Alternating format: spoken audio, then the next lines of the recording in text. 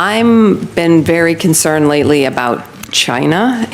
They are now all over Africa, buying things and investing over there and getting those countries dependent on them and supporting, non-democratic people. And I'm just like wondering, whom? Well, we are in a country that supports Saudi Arabia. Yes, that's true. Right. So suddenly we have a problem with, superpowers supporting non-democratic people? Yes, I do. They're in Africa. They're lending money to countries to build ports and different infrastructure. To build what? Port, and harbors. What's wrong with that? And, because... Countries that need ports get ports. But they're making people dependent on... I know, it's the same thing that we've done, which is horrible around the world. They are far more humanistic than the United States ever was. Really? Okay. Absolutely. Great. So... Let me give you an example. Of course they are peddling for influence. Yeah. But they are non-interventionist.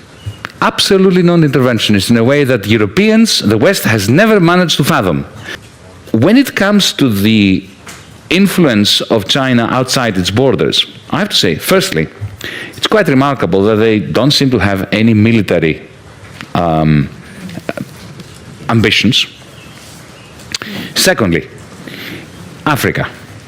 I'll give you an example, a specific example. Ethiopia.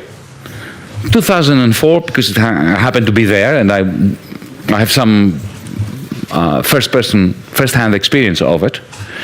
They went into Ethiopia. I'll tell you why they went into Ethiopia, because they suspected there was oil.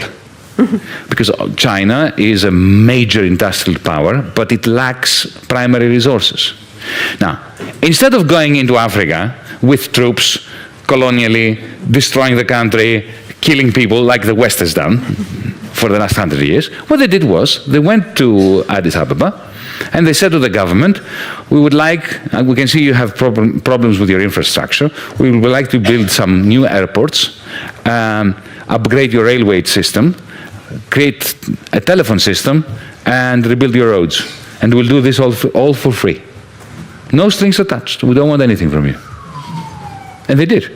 Why did they do it? Because this is soft power.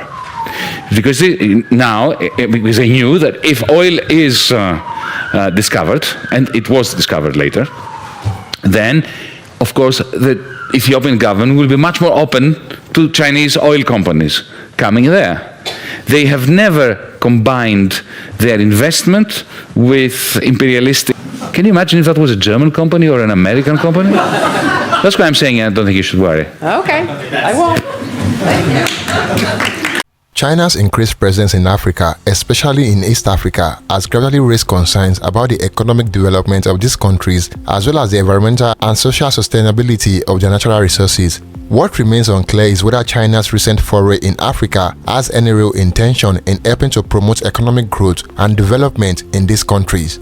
China's rush for natural resources in Africa's energy and mineral resources wealth has driven the price of these commodities. In recent times, China has undertaken multiple investments in Sub Saharan Africa that most people believe are due its search for natural resources to feed its industrial output, but it has not always been the case. The dark reality is that Chinese entry into the African market has collapsed the already frail and small and medium enterprise under increasing pressure from cheap Chinese imports. According to one recent study, the Chinese growing presence in Africa has accrued a cost to the South African's economy in the range of 75,000 jobs in the years 2000 to 2011.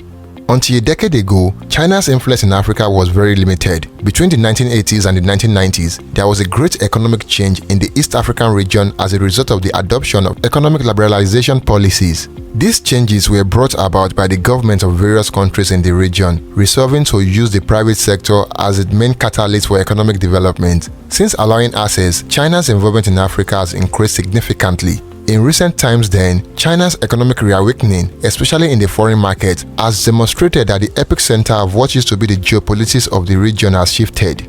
Given the impressive scale and scope of its engagement, China's return to Africa may turn out to be one of the most significant catalysts for development for the region. Indeed, China's relationship with Africa has always been a controversial topic of discussion among world leaders. China's relationship with Africa has often been described as colonial, in which most of the benefits are far from mutual and often accrue to China. FDI, if allocated properly, is a method of financing domestic investment. It also promotes advanced technology and management that indirectly stimulate growth in an economy. But whether China's recent investment activities have had a positive impact on the selected East African countries is perhaps debatable. Arguments have been made for and against this growing trade and investment relationship between China and Africa. In some cases, China has seemingly created a dependency for the African countries without providing real structural help to show integration in the local communities. Exploitation of labor, protectionism of technologies, and distance from the interests of a real wish for inclusion. The current activities of China in Africa raise present doubt.